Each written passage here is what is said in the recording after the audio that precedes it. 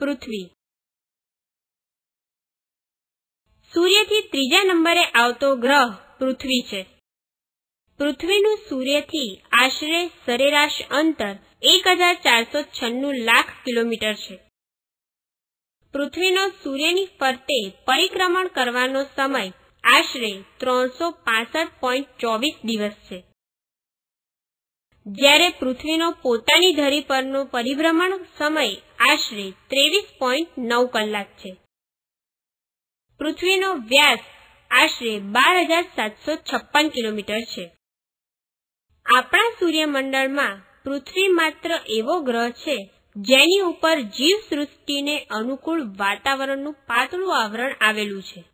આ આવરણ પૃથ્વીની સપાટીથી 800 થી 1000 કિલોમીટર સુધી વિસ્તરેલું છે. પૃથ્વી પરના આ આવરણની હાજરીને લીધે પૃથ્વી પર પડતી ઉલ્કાઓ આવરણમાં પ્રવેશતા જ ઘર્ષણ અનુભવી સળગી ઉઠે છે અને વાયુ રૂપમાં ફેરવાય છે, જેથી પૃથ્વી પર પડવાથી જીવન સૃષ્ટિને થતા નુકસાન સામે રક્ષણ મળે છે.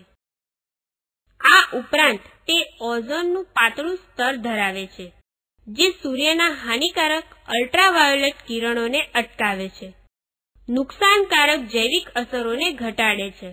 વધુમાં વાતાવરણનું આવરણ કુદરતી ગ્રીન હાઉસ અસર ઉપજાવે છે, જેથી સજીવોને અનુકૂળ તાપમાનનો ગોળો જળવાઈ રહે છે. આથી જ પૃથ્વી પર જીવસૃષ્ટિનું નિર્માણ થઈ શક્યું છે. બીજા અર્થમાં કહીએ તો સજીવ સૃષ્ટિ માટે જરૂરી એવા ત્રણેય આવરણો જલાવરણ, મૃદાવરણ અને વાતાવરણ પૃથ્વી પર છે. પૃથ્વીની સપાટી પર મહાસાગરો, નદીઓ, સરોવરો વગેરે મળીને 71% વિસ્તારમાં પાણી આવેલું છે. પર્વતો, ખડકો, ખીણો, જંગલો, રણ અને મેદાન મળીને કુલ 29% વિસ્તારમાં ભૂખંડો આવેલા છે. પૃથ્વીના વાતાવરણમાં આશરે 78% નાઇટ્રોજન, 21% ઓક્સિજન, 0.03% કાર્બન ડાયોક્સાઇડ અને 0.97% અન્ય વાયુઓ આવેલા છે. પૃથ્વીનું બાહ્ય સ્તર માટીના કે ખડકાળ પથ્થરોનું બનેલું છે. તે સિલિકોન ડાયોક્સાઇડનું સંયોજન વ્યાપક પ્રમાણમાં ધરાવે છે.